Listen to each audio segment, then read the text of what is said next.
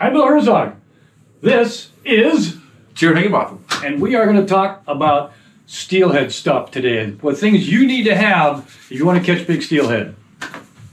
Number one, I can't tell you how many huge steelhead I've caught on the Spin-N-Glos. It's almost a forgotten lure, except for plunkers in the lower Columbia. A drift lure, like you're never going to have it. You want a really big fish. It rides high. It's got movement, vibration, color. What do big steelhead love to eat, Jay? Spin-N-Glos. That's what I'm talking about. Something Spin-N-Glos. Spin-N-Glos. That is those number 8s right there. I have my hand. Eights. Number Yep. 8s. Mm-hmm. These work in pretty much every kind of water condition. And number 8, you want to go. You got some high water. Go bigger. Go bigger. Go to a 6. Go to a number 4 even. And Even a 2. Even a 2. Yeah. Yeah, the beauty of the Spin-N-Glos, man, is it's so versatile, right? Like, you know, you can drift fish them. You can run them on a diver. I was talking to you about a bobber dog a little bit. And, you know, when a lot of people think you can't fish in those higher, muddier situations, like you said, get a bigger one. Get like a 4 or a 2 and plunk that thing out there. And, you know, they're just so universal the way you can fish them. And it's so effective. And it's about one of the easiest ways you can fish. Right. Because it does a lot of that work for you. You know what I mean? So My favorite thing to do with them over the years is when the water is really high and the fish get on the edges, is take a bigger piece of lead or a big slinky and use the Spin-N-Glos, and I call it drift plunking almost. You'll set it still for a second and just walk it down the edge slowly. Put a little scent on it, put a piece of bait on it. You want that thing is wiggling, it's noisy, their lateral line picks that up, and you want to catch a big fish.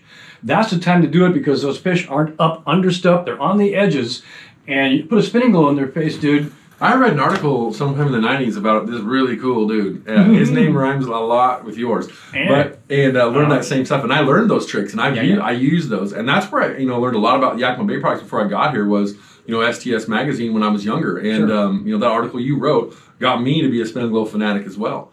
And, it's just one of those things. I believe there's a story I think Howard Worden delivered. I think it was the size 2 Spin-N-Glos the first time below the Dallas Dam, which wasn't there. He was out at Salado Falls at the time. And he took those and passed those out to salmon fishermen in the 50s. Like, I think it was 52, 51. Buzz could tell you the year. But, can you imagine being on the bank and some guy walking up to you with these handful of weird things with wings on going, you should try this.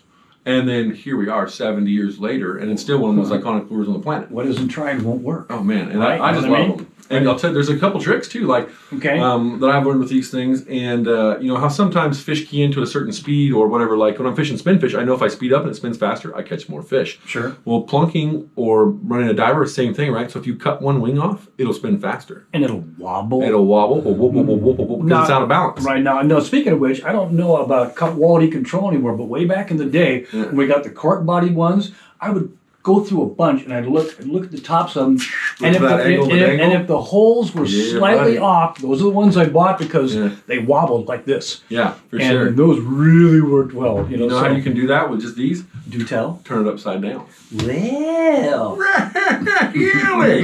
Yeah. You flip it upside down, the water's flowing different, and so it pushes it, and the buoyancy obviously resisting the water going over it. The wings, it actually adds more movement and it dances more. And so the Spin-N-Glos isn't just fished one way. Like I said, there's multiple ways you can fish a Spin-N-Glos. I know in the Great Lakes they'll fish a smaller one underneath a bigger one, right, and double them up, and so you get. They do it for salmon in Alaska too. Oh yeah, man. So there's a lot of versatility to just a very simple lure like a Spin-N-Glos. When I very first spring chinook for the first time in the Wenatchee River up the mouth of the icicle, everybody lined up there has their Spin-N-Glos upside down.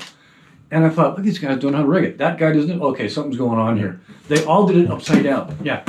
Raspberry. Yes, and watch the stuff in the water, and it would just wobble and flash back and forth. And I go, cool, man. So it's cool. Yeah, run them upside down and use beads. By the way, when you put your Spin-N-Glos on, put a couple of beads on there for your bearings. Yeah, they don't got to be that big. 3 or 4 millimeters. I usually use smaller ones depending on the size of the Spin-N-Glos I'm at and the water I'm fishing because I don't like to add too much weight depending on the size I'm using. Right. But yeah, a couple beads for bearing and it's just straight money. Man, I love the Spin-N-Glos. It's been one of my favorites for years. Speaking of straight money and something that you really should get back to.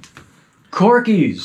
Ladies and gentlemen, the original bead. The original bead. There it is, original bead, Corky. Those are number 8s right there. I believe. Yes, those are number 8s. And those were the standard issue when we used to go up to the Skeena. Yeah. We would just buy handfuls of number 8 Corkies, and that's all we ever used, and caught piles of fish. And they seem to have kind of forgotten about these, man, Well, I don't know if people forgot about them, but, it's just the techniques have changed. I think that their techniques have changed, but people got lazy too, right? Like, when you think about it, winter steelhead fishing used to be a lot more high maintenance than just drifting a bead or floating a bead down through there, right? I mean, like you're constantly retying your gear, you're retying your leaders, you're tying the yarn, and they're just so perfect or whatever you were doing, right? And so it's just it took a little bit more work. But like if you give me one choice on how I want to fish steelhead, I don't care if it's summer, winter, fall, spring, or the season I don't know about yet. I want to drift fishing, bro. I want to drift fish because there's something about. I learned so much about a river drift fishing in general just because I feel every rock, every ledge, every pool where that thing slows down or spot. There's just different things in that water that you learn. And drift fishing is just a more intimate way of fishing for steelhead. I call it the grab. The grab. The grab. It's all about the grab, dude. And there's something about that when a fish picks up and that rod's in your hand and he eats it and he's pulling, you can feel it. It's not a visual thing. It's all here and here and here and here. And good old Corky. I used to use, I even saw an article way back in the day, made me use it for the first time. You probably wrote it. The pink pearly was the name of the article, the pink pearly. Oh, yeah. And a guy said, this is all I ever use for steelhead. He uses a number 10 and number 8 pink pearl Corky. He goes, ta-da. It's all he ever uses. Yeah. All by itself. Nothing else special about it. And the cool thing is about these, we had this discussion a little while ago, is you don't need bait. I mean, in those situations where you have that higher water or dirtier water, or sometimes the fish just want a little chunk of bait, you can add bait, you know what I mean, behind these, but you don't need it. You can fish them naked and just be fine. Now, don't you fish naked, but you can fish them naked. Now, we don't want you in your rubber boots like how when you mow your yard. No, we don't need any of that.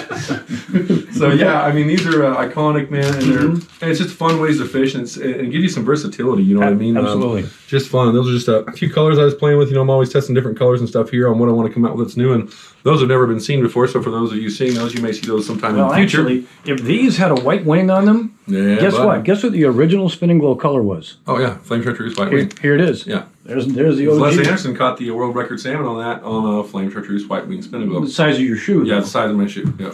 Size 18 Spin-N-Glos. We don't make those anymore. 18 aught. 18 aught. So let's talk about. You want to talk about big fish? Plugs. Yeah, plugs, buddy. Plugs, baby. Now you talk about the grab, man. Yeah, I'm talking about the grab. Oh, dude, I will row a boat all day for that one. I don't care how hard I am or whatever, man. But when you plug fish, and you really learn to plug fish, like I tell a lot of people, pay attention to what it's doing, right? Like, and when you learn, and you know that your plugs are in the right spot, and you know they're humming, they're dancing, they're doing their thing, bro, and you know you're in that money spot, you can like feel it go through the whole, through your whole jive. You get the vibes rolling. Yeah, your whole mojo is just like pop, pop, pop, pop, pop. Yeah. And it's also something that takes quite a bit of skill. It does take quite a bit of skill. Yeah, but it takes quite a bit of skill to learn. You know, I mean, especially when we used to fish like things like the flatfish. I mean, this has been around for I can't even tell you how long. Since the 20s, I believe. You know, Charles Helen developed these in the 20s. Helen was it Charles Helen? Yeah, Helen or Helene. Helen, H-A-L-I-N. H-E-L-I-N. I know how you pronounce it. Yeah. And this is a U20, which is one of your standard steelhead size. You know, it's the same size as the 3.5 mag lip. And these were designed back then for that lower, slower flowing water, and so they work really well at low speeds. They were designed in the Great Lakes. They don't have like a lot of heavier flows like we do here. And these things here, man, I mean, when we used to fish Underwood and, at night and like drain on those places, and even like in the click and the softer, like when the water gets low and clear, these flatfish are money. No rattle, shallow divers. And but that big wide head wiggle, they can't resist it, bro. Because they dive shallow, you can fish these further down into the hole than you can with like a hot shot or a mag lip or something like that. You can go way down with it because they don't dive. Yeah, I seen a question the other day on one of the forums, and it asked, what is the distance you put your plug out behind the drift boat? And it's like, well, dude, I mean, 25 to 100 feet, depending on the depth of the run, and the color of the water, the length of the run, the size of plug you're using. I mean, there's so many factors, but that's where these things can be effectively fished, further away from your boat because they don't dive real deep. But yeah, the flatfish has just been a straight up killer since, they designed them. And the cool part about the flatfish is there's a bunch of models that people have not seen. And so I have some of them here, like a T61. You want to talk about something that runs crazy? That thing is awesome, dude. Awesome. And so the flatfish, a lot of people don't know this. The F, so like F2 through F7, stands for fly rod. The X for X4, X5 stands for expert. The U for the U20 stands for underwater. The M for M2 stands for musky. And the T... Wow. I did not know this. Drop a little knowledge on the alcohol. Wow. Well, Uncle Willie, I'm glad you came to class today. And so the T, 50, 55, and 60 stands for trolling. I was going to say thunder. But thunder! But yeah, no, so that sounded kind of some cool stuff, some knowledge on the flatfish on what those abbreviations actually mean. So what we have here, what we're just talking about basically this is all sands afloat. Oh. And if you don't, when you get something different, use something different. When the masses are all float fishing, dude, for sure. Follow them up with something different. Give them the novel alternative, I call it, right? They might have been stung by it. They might have seen 100 of them go by. Give them something brand new, different, at a different speed, different angle, different color. Everything we see here on the table fits that bill. And my go-to, man, still in those situations when I want to be really different, dude, is I fish a mag lip. I mean, because, you know, you go behind, like I said, the beads, the jigs, and all this other stuff, bro, and you come through there with something dirty like this one and doing its dancing thing, dude, and they smoke them. I have never had more confidence in any lure I have ever fished anywhere than a mag lip. And that's from here to the Great Lakes or wherever, dude. I know I put these things out, they're going to get bit. And like I always say, people are like, how do you fish it? And I tell them, just add water. Like, it's really it's really that simple. Just add water. This thing will do the work, right? You know, and the unique difference between the mag lip and the flatfish is you can see the pull points here. You know, this is a screw eye pull point, which everybody learned how to tune those way back when, because you had to, because the molds weren't as precise as they are now, because we didn't have the machineries, the technologies to become, you know, that precision. To where the mag lip is a fixed eye pull point. And so we've actually got these within a tolerance of like plus or minus 3,000ths of where this pull point lines up every time. So every time you pull a mag lip out of package, it runs out of the bag. Dude. It runs out of the bag. Now that's great for people who are just learning how to pull plugs too. Yeah, normally really we've had to sit there and you're running through and you go, okay, a little tiny little twist. Okay, that was too much. Back the other way, back the other way, right? And then when you get a fish, you got to redo it again. Or hang it up or something, because it moves. And you got to keep retuning. These don't need the retune. Yeah, and that's one thing, like with a plug, you know, I always ask people, like, when we get a fish or something and they go to put them back out, you know, I'll be rowing or whatever, and they'll start to put it out. Like, did you check it? I'm like, well, what do you mean, did you check it? I'm like, I know they run straight, but check it. Like, check it. Make sure. Because if I'm rowing, you're just sitting there going, I'm like, I want to know. You know what I mean? And so... the only thing that can happen is once in a while, on the split rings, sometimes the hook will catch and kind of cock it to the side like that on a split ring, and that's what you got to look for. That's the only thing you got to worry about. Or, you know, I mean, you put a fish in the net, especially these treble hooks, the fish flops around, everything else, you know, it may tweak something, and so it's always really good to look at it, especially, I mean, the clips that go on the nose of these, you know, little dual lock snaps, you know, it doesn't take a lot to maybe bend one of those as well, and so you just want to make sure all your gear is back to running as it is. But, we could talk about these all day. Oh, dude, all day, bro. But that's the fun part about this. I mean, I look around in my office, right, and I'm looking at like 70 years of history. 70 years of history. Almost 90 years of history almost on the flatfish, right? And, you know, the mag lip. 100 years. 100 years. 100 years on the flatfish. 100 years. So, you know what I mean, right? Like, you know, all these products have lasted this test of time for a reason. If it didn't work, they wouldn't be here. And we should not forget about them and keep using them. No, and that's the Steelhead are still Steelhead. Oh, by the way. Steelhead, bro. Yeah, they're programmed to be Steelhead. And these will catch you fish around when people are using the same stuff. Throw something different at them. Go old school and go get some fish. Well, and if anything, man, like if you tell me you go out and you catch 20 steelhead a day and you did it for 3 months straight, and you did it on beads every day, that does not impress me. If you tell me on the tough days I went out and I had to use plugs today, or I changed this or that, right? That's how you evolve as a steelheader. And that's the funnest part about a steelhead fisherman is the evolution, right? Like we all look at where we were when we started steelhead fishing, and right, for me it was a corky and yarn. I mean, that's what I started steelhead fishing with. And I was successful, and then I adapted. I would see people doing different things, and you know, fishing whatever, and I would adapt my techniques or learn from a friend. I learned how to fish hot shots from a guy. His name was he bought Martin tackle. His name was Mel, one of the nicest guys ever. And I was struggling on the Klickitat River when I was younger, and I first got my drift boat. And I was in there, and I was buying hot shots, and I was buying flatfish. And he goes, "Well, did you tune your plugs, kid?"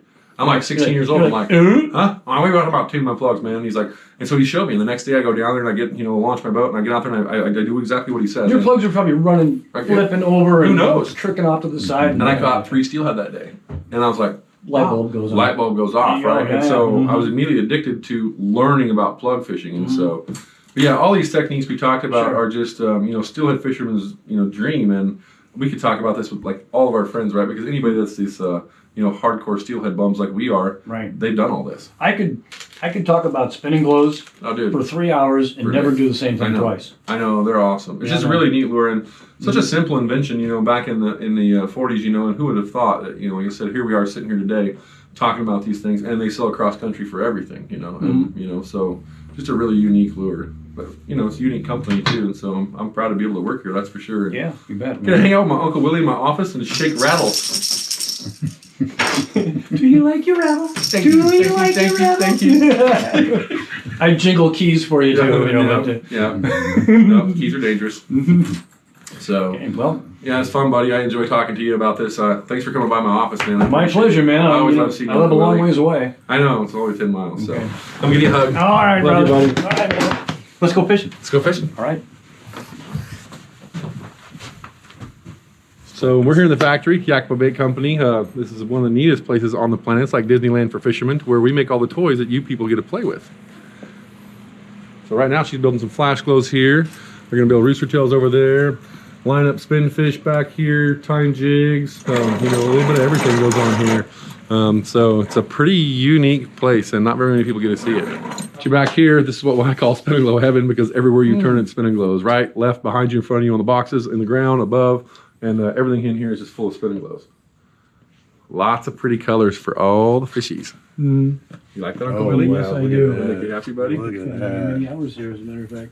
So these are all rooster tails. This entire room is full of nothing but rooster tails. You know, you got 6 packs of rooster tails, 3 packs of rooster tails, single packs of rooster tails, all the way from 1/32 ounce all the way up to 1 ounce. Every rooster tail that you see on a shelf anywhere came out from right here where we are standing.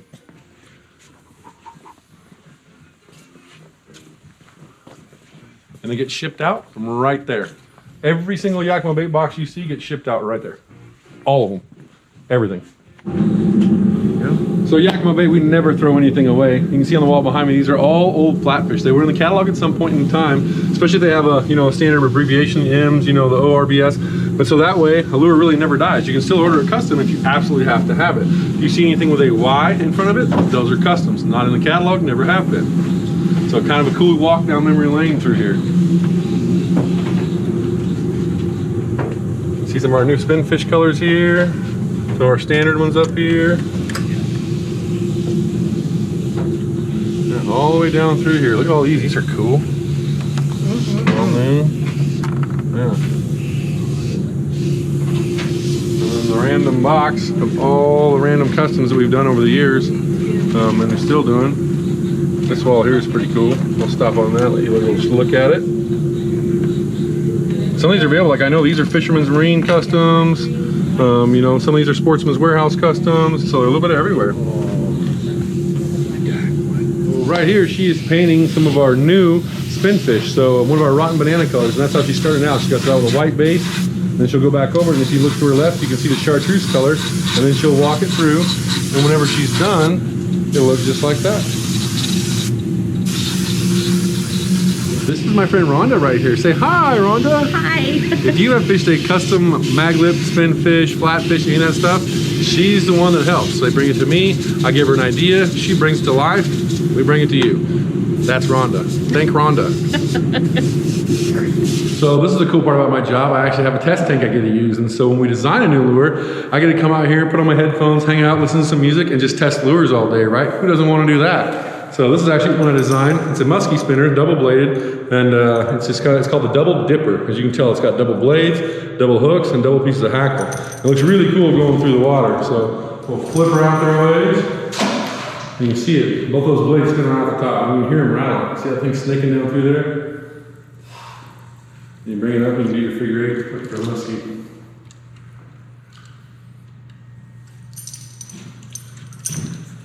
Pretty cool toys for a big kid.